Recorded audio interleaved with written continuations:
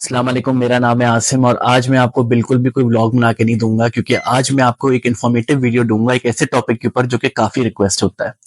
तो जब से मैंने फिश कीपिंग स्टार्ट करी है, ये एक वाहिद ऐसी चीज है जो कि मैं रेस्क्यूज के अलावा करता हूँ, जिसमें मैं अलग अलग मछलियां जो हैं वो परचेज करता हूँ एक्टिवली और फिर कोशिश करता हूँ कि उनको ब्रीड कराऊं। तो काफी हद तक जो है मेरे ब्रीडिंग वाला जो एक माइंडसेट है कि एंडेंजर्ड स्पीशीज को हम ब्रीड करें, तो मैं उस तरफ भी होता हूँ। साथ में एक हॉबीज के तौर पे भी मुझे काफी मजा आता है करने में। तो मैं बहुत सी डिफरेंट स्पीशीज ब्रीड कराता रहा हूँ और बहुत सी अभी ऐसी जो कराना बाकी है, लेकिन एक फिश ऐसी है जिसके ऊपर हमेशा मुझे कमेंट्स आती हैं कि इसकी ब्रीडिंग और इसके जो बेबीज हैं उनकी केयर के बारे में जरूर वीडियो बनाएं। तो वो है गप्पी। गप्पी के अलावा बाकी लाइव बेरर्स भी हैं, लेकिन गप्पी को लेके लोग बहुत इंटरेस्ट रखते हैं क्योंकि एक ऐसी फिश है जो कि रेडिली ब्रीड तो कर जाती है, ठीक है, लेकिन इसके हर फेज पे कोई ना कोई चैलेंज रहता है और आजकल तो वो ज्यादा ही चैलेंजेस आ गए हैं। उसका भी रीजन आपको बताऊंगा। तो मैंने सोचा आज की वीडियो में आपको डिटेल में बताता हूँ और कोशिश करूंगा कि एक सीरीज ऑफ वीडियोस बने, ठीक है, क्योंकि मैंने देखा कि ये टॉपिक एक वीडियो में तो कंपाइल नहीं हो सकता है। तो एक सीरीज ऑफ वीडियोस बनाते हैं इस टॉपिक के ऊपर कि गप्पी के फ्राई की केयर कैसे करते हैं और गप्पी के फ्राई को बचपन से लेके बड़े तक, एडल्ट तक किस तरीके से बड़े साइज पे लेके आते हैं। तो सारी जो प्रॉब्लम्स हैं उनको भी देखेंगे और क्या क्या इश्यूज आते हैं उनको भी देखेंगे, आंसर करते रहेंगे। और ये सारी चीजें वो हैं जो कि मेरे खुद के एक्सपीरियंस से मैंने देखी हैं, जितना टाइम मैंने फिश कीपिंग में गुजारा है। तो जो जो चीजें मैंने ट्रायल एंड एरर से सीखी हैं वो मैं आपको बता रहा हूँ। हो सकता है आपका तरीका या किसी और का तरीका डिफरेंट हो, तो उसमें ये नहीं है कि ये तरीका सही है वो तरीका सही है। जो तरीका आपको फिट आ रहा हो आप उसको अडॉप्ट करें, लेकिन ये मेरा तरीका है जिस तरीके से मैं रेस करता हूँ गप्पीज को। और आपने मेरे व्लॉग्स में देखा है कि मैं कितनी अलग अलग स्पीशीज के साथ हमेशा जो है ब्रीडिंग कर रहा होता हूँ, ठीक है। तो चलिए जरा वीडियो में चलते हैं और इस टॉपिक को आज शुरू करते हैं। आइए।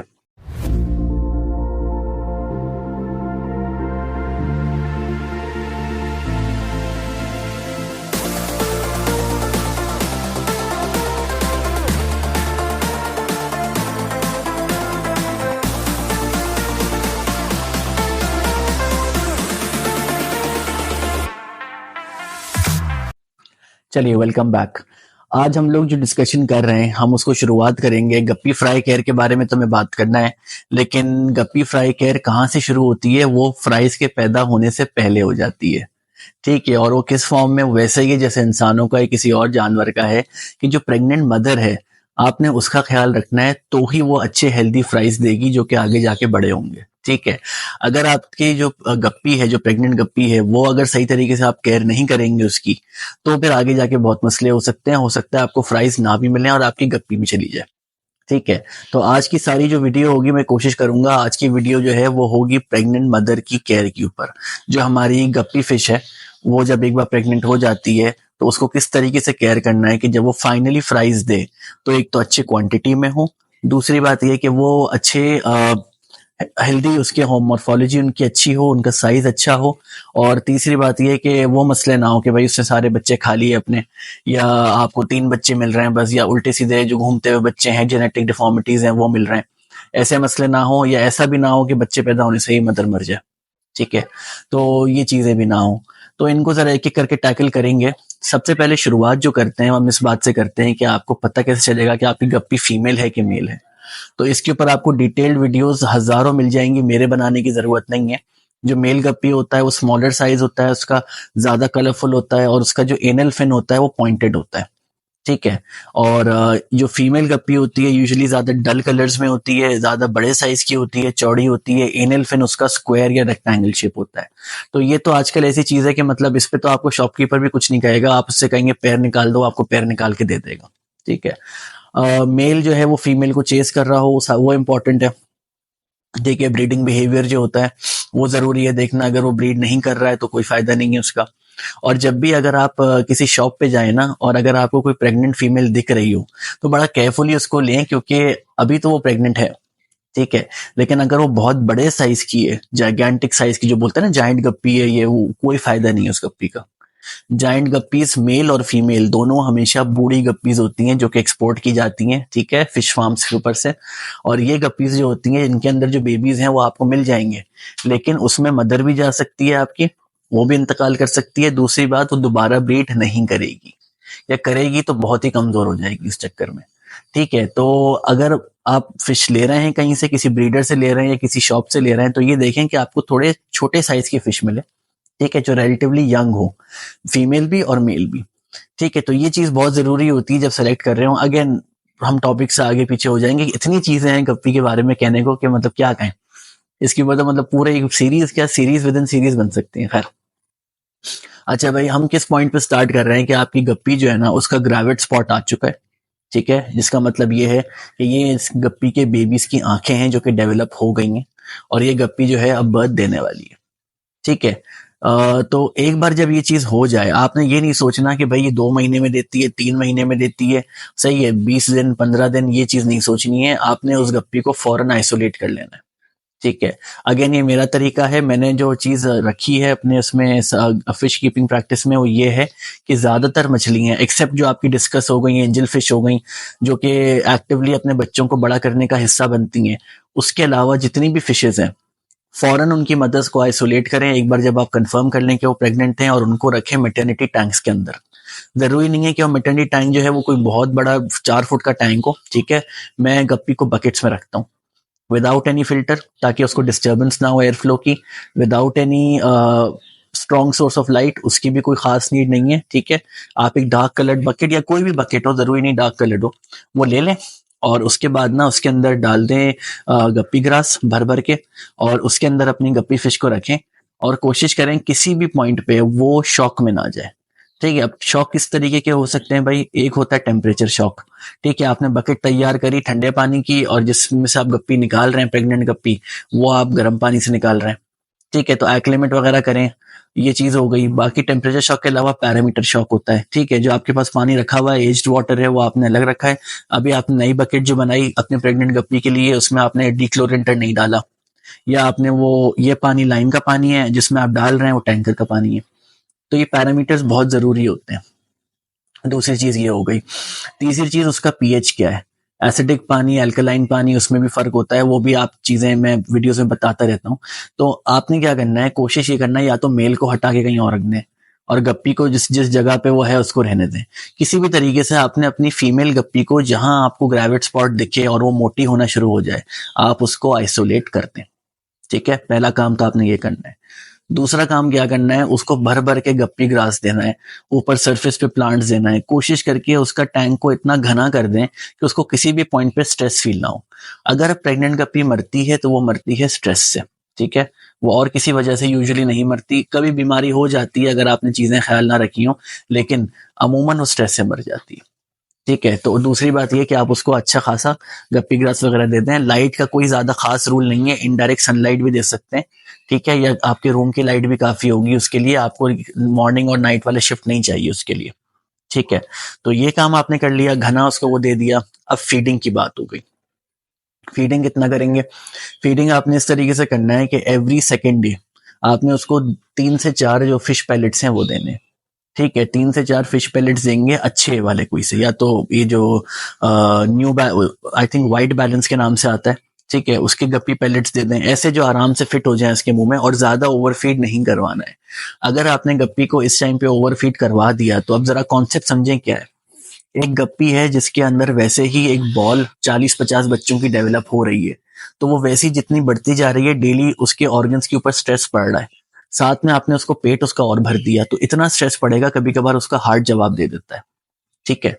तो ये जो होता है ना प्रेग्नेंट गप्पी एकदम से मर गई, वो अमूमन इसकी वजह से होता है, या स्विम ब्लैडर हो जाता है, टेढ़ी हो गई, कि वो वैसे इतने स्ट्रेस में है, सही है, और उसके साथ आपने उसको ओवरफीड करा दिया, वो मर जाएगी। तो वो चीज नहीं करनी है, आपने स्ट्रेस में गप्पी को बिल्कुल भी नहीं डालना है, ठीक है। पानी कितना चेंज करेंगे, एवरी सेकेंड डे या थर्ड डे, ठीक है। आपने उसमें से 10% वाटर चेंज कर देना है, 10% से ज्यादा पानी चेंज नहीं करना, ठीक है। गप्पी के अलावा क्या रख सकते हैं उसमें, आप गप्पी के अलावा उसमें एक श्रिम्प रख सकते हैं, और उसके अलावा जो है 2-3 स्नेल डाल दें, जो पेस्ट स्नेल्स होते हैं काफी अच्छा काम करते हैं, ताकि अगर खाना थोड़ा जाया भी हो रहा है तो वो जो पेस्ट स्नेल्स हैं उतना काम करते रहेंगे, सफाई करते रहेंगे। इसके अलावा और कुछ नहीं करना। अच्छा, एक और सवाल, क्या हम लोग मल्टीपल जो फीमेल गप्पीज हैं उनको एक साथ एक मैटरनिटी टैंक में रख सकते हैं? तो जवाब है नो। पहली बात तो आपको ये नहीं पता चलेगा किस गप्पी ने बच्चे दिए, ठीक है। या अगर पता चल भी जाए तो होता क्या है, ये जो काफी एक्सपीरियंस फिश ब्रीडर्स हैं उनसे मैंने ये बात सुनी है कि गप्पी अगर अपने बच्चे नहीं खा रही, ठीक है, तो वो करती क्या है, वो दूसरों के बच्चे खाती है। ठीक है, तो अगर आपके पास अब 2 गप्पीज़ हैं एक टैंक के अंदर, एक बकेट है आपके पास में 2 गप्पीज़ हैं और दोनों प्रेग्नेंट हैं। जब गप्पी ए बच्चे देगी, गप्पी बी खा लेगी, और जब गप्पी बी बच्चे देगी, गप्पी ए खा लेगी। ठीक है, तो ये चीज अच्छा ज्यादा इंपॉर्टेंट है कि आप एक टैंक में एक ही गप्पी रखें। ठीक है, एक और बात, क्या मैं भूल ही गया क्या बात थी। हाँ, ये बात है कि गप्पी को अगर आप लाइव फूड दे रहे हैं तो उसके क्या नुकसान आते हैं। देखिए, लाइव फूड वैसे तो अच्छा है, सही है, लाइव फूड वैसे काफी अच्छी चीज है, हाई प्रोटीन होता है, लेकिन अगर आप लाइव फूड देंगे तो उनकी आदत बन जाती है भाग भाग के ना मूव करती हुई चीजों को पकड़ना। ऐसी ही गप्पी कंफर्म अपने बच्चे खाएगी। तो मैं यहाँ लाइव फूड मुझे पता है अच्छा होता है, लेकिन मैं उसको ग्रोइंग फेज में इस्तेमाल करता हूँ। मैं कभी भी प्रेग्नेंट फीमेल्स को या फीमेल्स को लाइव फूड नहीं खिलाता, क्योंकि फिर उनको आदत बन जाती है अपने बच्चे खाने की। सही है, तो ये ट्रेनिंग नहीं करनी है आपने, उनकी गलत ट्रेनिंग नहीं करनी है। ठीक है, थोड़ी सी यार चाय पी लूं, साथ में मेरा मुंह बिल्कुल ही सूख गया। अच्छा, ये चीज हो गई। बाकी ऐसी गप्पी को ना फिर आपने ज्यादा तंग भी नहीं करना है कि आप बार बार उसको निकाल रहे हैं, बार बार चेक कर रहे हैं। आप सुबह रोज उठें, उसके टैंक को देखें, अगर आपको बच्चे दिखेंगे तो फिर मैं अगला फेज आपको बताऊंगा क्या करना है। अगर आपको बच्चे नहीं दिख रहे तो आप उसको वहीं छोड़ दें। ऐसी गप्पी को बिल्कुल भी स्ट्रेस नहीं करना, और आप कुछ टाइम में देखेंगे कि जितना उसका अंदर वो जो उसकी जेस्टेशन है वो बढ़ती जाएगी, उसके बच्चे बड़े होते जाएंगे अंदर उसके, तो वो फिर एक पॉइंट आएगा कि वो गप्पी ग्रास के अंदर ही जाके ना रेस्ट करना शुरू हो जाएगी। और ये आइडियल सिचुएशन होती है। मैटरनिटी टैंक का पर्पस ही यही है कि गप्पी को आइसोलेट करके, दुनिया भर के स्ट्रेस से दूर करके, और आराम से टाइम दें कि भाई आराम से अपने बच्चे डेवलप करो और हमें दे दो। ठीक है, तो ये चीज इंपॉर्टेंट है। अब एक और बात, कुछ लोग कहते हैं भाई हमारी गप्पी ने बच्चे दिए और फिर वो मर गई। ये बात इतनी पॉपुलर हो गई है कि एक्चुअली कुछ जगहों पे लिखा रहता है कि गप्पीज जो है वो बच्चे देख के मर जाती हैं। बिल्कुल भी नहीं है ऐसा। होता क्या है कि जब वो स्ट्रेस में होती हैं तो चाइल्ड बर्थ का जो स्ट्रेस होता है ना, अमूमन उससे मरती हैं। दूसरी बात ये, अगर उनकी बहुत बड़ी जेस्टेशन है, समझे 50 बच्चे हैं, एकदम से 50 बच्चे निकलते हैं, तो उसका जो रिकॉइल्ड इफेक्ट होता है उनके ऑर्गन्स के ऊपर, उससे मर जाती है गप्पी। ठीक है, तो ये रीजन है सारे कि आपने कभी ओवरफीड नहीं करवाना अपनी गप्पी को इस पॉइंट पे जहां वो प्रेग्नेंट हो। आपने क्या दिया, एवरी सेकंड, मैं अपने टोट के बता रहा हूँ, एवरी सेकंड डे आपने उसको 2-3 दाने दे दिए, उसने खा लिए। उसके अलावा ये कि आपने उसको एवरी थर्ड डे या मतलब हफ्ते में 2 बार आपने 10% वाटर चेंज कर दिया, बस। इसके अलावा आपने उस पानी को चेंज नहीं करना, उसको हाथ नहीं लगाना, ना उसमें कोई एयर पंप या कोई ऐसा कुछ डालना उसके अंदर। ठीक है, नेट डाल सकते हैं ऊपर से, अगर आप जंपिंग करने वाली है तो आप उस पर नेट डाल सकते हैं, लेकिन उसको कवर नहीं करें, नेट डाल के रखें। और रोज सुबह बस को हल्का सा चेक कर लें भाई बच्चे हैं कि नहीं है, नहीं दिखे तो उस पानी को ना छेड़ें। ये है खुलासा इस बात का। इतना आसान है गप्पी, फीमेल गप्पी की केयर करना। अच्छा, उस पर कोई एक्सपेरिमेंटेशन नहीं करनी कि आज मैं इसको ये खिलाता हूँ, आज मैं इसको वो खिलाता हूँ। आपको उस पॉइंट पे गप्पी के कलर्स नहीं निकालने। ठीक है, गप्पी उस पॉइंट पे कोशिश करती है कि मैं छुप जाऊं। अगर वाइल्ड में आप देखें कि मैं छुप जाऊं, कोने में चली जाऊं, ये हो जाऊं, आपने उसको ऐसी कोई रिच डाइट या कोई नई डाइट नहीं देनी। कमर्शियल पैलेट इस टाइम पे सबसे अच्छे होते हैं। ठीक है, कमर्शियल पैलेट, या अगर जैसे आपने खाना तैयार किया हुआ है और वो खाना खाती हुई आ रही है, ठीक है, तो वो खाना उसको खिलाएं। कोई नई उस टाइम पे ना कोई तजुर्बा नया ना करें। तो ये तरीका है बस भाई। जब फिर एक पॉइंट आएगा, आपको इवेंचुअली दिखेगा कि आपकी गप्पी बच्चे दे रही है। अगर वो आपको दिखे बच्चे देते हुए तो उसको तंग नहीं करें। सही है, आपने उसको 3-4 घंटे उधर ही छोड़ देना है, क्योंकि लेबर प्रोसेस कभी कभार लंबा हो जाता है। सही है, उसके बाद नेक्स्ट डे आप क्या करेंगे कि फिर नेक्स्ट डे जिस दिन बच्चे दिए हैं, नेक्स्ट डे आप उन बच्चों को निकालना शुरू करेंगे। ठीक है, ये इंपॉर्टेंट बात है। और गप्पी की हेल्थ बहुत इंपॉर्टेंट है। उस पॉइंट पे आपने देखना है कि आपकी गप्पी किस तरह बिहेव कर रही है। कभी कभार मर जाती हैं, कभी कभार हम कुछ नहीं कर सकते इस बात का, गप्पीज कभी कभार मर जाती हैं ड्यूरिंग चाइल्ड बर्थ। ठीक है, लेकिन अगर आप चीजें फॉलो करें अच्छी तरह, अगर आपकी खुद की गप्पीज हैं तो अच्छी बात है, लेकिन अगर आपने प्रेग्नेंट गप्पीज परचेज कर ली हैं या आपने पेयर लिया, उसने फॉरेन ब्रीड कर लिया है, तो फिर बहुत कुछ आप नहीं भी कर सकते उसके अंदर। डिपेंड करता है जैसा आपको किस्मत हो आपकी। सही, तो प्रेग्नेंट मदर की केयर जो है ना वो इम्पोर्टेंट है। अगर आपने वो प्रॉपर कर ली है तभी जाके आपको अच्छे फ्राई मिलेंगे आगे। और अगर आपके फ्राइज कुछ खा भी लेती है वो एक दिन, अगर आप वेट कर रहे हैं तो इतना कोई मसला नहीं, क्योंकि वो फ्राइज खाएगी जो कि सबसे कमजोर हैं। जो सबसे तेज है ना और स्ट्रांग है वो उसके पकड़ में नहीं आएंगे।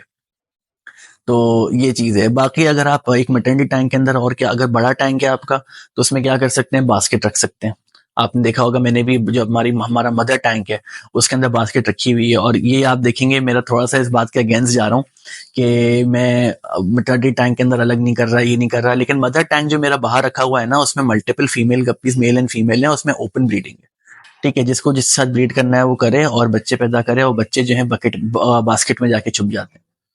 ठीक है, तो वो एक अलहदा चीज है। वो लोकल गप्पीज हैं जो कि अपने आप को काफी अच्छे, और ये मेरी खुद की ब्रीड्स हैं जो कि अपने आप को काफी अच्छी तरह मेंटेन कर लेती हैं हर पॉइंट पे, और स्ट्रेस में ज्यादा जाती नहीं है, एक ही टैंक में रहती हैं। लेकिन अगर आपने कोई एग्जॉटिक स्पीशीज ली है तो कोशिश करें कि उसको फिर आप खास केयर दें। जैसे मैं कोई गप्पी को देता हूँ, या और जो मेरी ब्लैक मॉस्का हो गई, इनको देता हूँ। जितनी एग्जॉटिक गप्पी है ना, उतनी ज्यादा इनब्रेड गप्पी है, और उतनी ज्यादा उसके छोटी छोटी चीजों की केयर चाहिए, उतनी ज्यादा कमजोर। जैसे आपने देखा ना, जो सड़क के कुत्ते होते हैं, इतने क्योंकि वो हाइब्रिड होते हैं, वो इतने ज्यादा स्ट्रांग होते हैं, सर्दी गर्मी बीमारी हर चीज सह लेते हैं। और अगर आपके पास कोई पूडल हो या डालमेशन हो या कुछ हो, तो कितने वैक्सीनेशन चाहिए, कितना खास खाना चाहिए उसको। आप 2 दिन रोड पे छोड़ दें, 30 दिन वो मर जाएगा।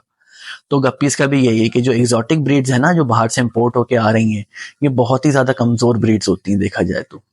लेकिन अगर आप इनको यहाँ पे करा दें तो क्या ही बात है, फिर आप उसकी लाइन को स्ट्रॉन्ग कर सकते हैं। तो मेरे ख्याल से मैंने ज्यादातर चीजें कवर कर दी हैं प्रेग्नेंट गप्पी की केयर के बारे में। अगेन मैं यही कहूंगा कि अगर अच्छे बच्चे आपको चाहिए गप्पी के, अनलेस आपको किसी ने गप्पी के बेबीज सेल कर दिए हो या गिफ्ट कर दिए हो, अगर आपके पास अच्छे गप्पीज आपको चाहिए, तो जरूरी है कि आप मदर की केयर अच्छी करें। ठीक है, मदर की केयर अच्छी करेंगे तभी हेल्दी बेबीज मिलेंगे, और तभी आपको मजा आएगा उनको बड़ा करने में, वरना आपको फिर चीजें अच्छी, हालात अच्छे नहीं रहेंगे। ठीक है, खैर इसके अलावा ये कि मैटरनिटी टैंक्स की वीडियो काफ़ी सारी हैं मेरे, वीडियोस जो है काफ़ी सारी हैं मेरे चैनल के ऊपर। तो वो जो व्लॉग्स होते हैं वो आप देख लीजिएगा, उसमें कहीं ना कहीं मैंने मैटरनिटी टैंक्स जो है वो सेटअप करे हुए होते हैं। सिर्फ गप्पी के नहीं, श्रिम्प्स के भी करता हूँ, मौली के भी करता हूँ, अलग अलग स्पीशीज के मैं करता रहता हूँ। तो वो आप जाके देख लीजिए, इसलिए मैं अभी नहीं कर रहा ये चीज़, वरना वीडियो भी लंबी होगी और फालतू में अभी इसका कोई दोबारा करने का कोई पॉइंट होगा नहीं। ठीक है, तो उन वीडियोस में आप ये भी देख लीजिएगा किस तरीके से चीजें सेटअप होती हैं। और काफी रियल टाइम मैंने ये कुछ बातें यही हैं जो मैंने अभी करी हैं, कुछ उसमें और बातें भी हैं जो हो सकता है अभी मिस हो गई हूँ। ठीक है, बाकी इसके अलावा ये कि अगर आपके पास कोई भी कमेंट्स हैं, कोई भी क्वेश्चंस हैं खास तौर पे, लेकिन इस हद तक प्रेग्नेंट गप्पी के केयर के हवाले से, तो वो मुझे जरूर बताइए, मैं अगली वीडियो में उसका आंसर करूंगा या नीचे आपको रिप्लाई कर दूंगा। बाकी अगर फ्राई की केयर के बारे में सवाल है तो वो भी मुझे कमेंट करिए, तो मैं अगली वीडियोज में उनको इंक्लूड करूंगा, और उनके हिसाब से फिर मैं अगली वीडियो को स्ट्रक्चर करूंगा। ठीक है, हमारा अब अगली वीडियो जो स्टार्ट होगी वो इस पॉइंट पे होगी कि हमारे गप्पी ने बेबीज दे दिए हैं और अब क्या करना है। ठीक है, तो अगली वीडियो में मिलते हैं। ठीक है, ये चीज देखते हैं और इसको सीरीज को लेके चलते हैं कि किस पॉइंट पे हमें किस तरीके से केयर करना है बेबीज की। आपको अपने ही कुछ जो हमारे जो ऑर्नामेंटल फिश फार्म है वहां से आपको मैं फुटेज दिखाता रहूंगा बीच में, इस वाली वीडियो में भी जैसे मैंने आपको दिखाई कि क्या क्या चीजें जो हैं वो देखनी होती हैं जब इन अलग अलग पॉइंट्स पे, जब आप प्रेग्नेंट गप्पी की केयर कर रहे हैं, जब आप बच्चों को निकाल रहे हैं, फिर बच्चों को बड़ा कर रहे हैं, खाना पीना सब कुछ कर रहे हैं। और इसके अलावा बाकी सारी इन्फॉर्मेशन मैं व्लॉग्स में देता रहता हूँ। ठीक है, वो भी देखते रहिएगा। तो अपना ख्याल रखिए, और अपनी सारी प्रेग्नेंट गप्पीज का और उनके बच्चों का भी ख्याल रखिए, क्योंकि यही चीजें हैं जो कि हॉबीज को फिर, और हाँ भाई, हमें कोई बनानी है ऐसी स्ट्रेन जो कि पाकिस्तान से निकले और इस जगह को मशहूर करे। ठीक है, तो कोशिश करेंगे ये चीज भी हो। और हर जगह से भाई, इस ये जो पार्ट है ना हमारा इंडो पाक सब कॉन्टिनेंट है, यहाँ से हमें लेके आनी है नई स्पीशीज, नई म्यूटेशन, सारी चीजें अब यहाँ से हमें करनी है, ताकि ये हिस्सा जो है ना हम लोग स्ट्रॉन्ग बने यहाँ पे और पॉपुलर हो इस चीज को लेके। क्योंकि इतनी सारी आ गई हैं भाई, ब्लैक मॉस्का हो, ये वो, हर जगह लोग अपने कंट्रीज के सिटीज के नाम लिखते हैं। तो एक सब कॉन्टिनेंटल स्पीशी क्यों नहीं होनी चाहिए, म्यूटेशन क्यों नहीं होनी चाहिए। खैर, ये बात तो अलग हो गई। बाकी अपना ख्याल रखिए और अगली वीडियो में मिलते हैं। ठीक है, बाय बाय।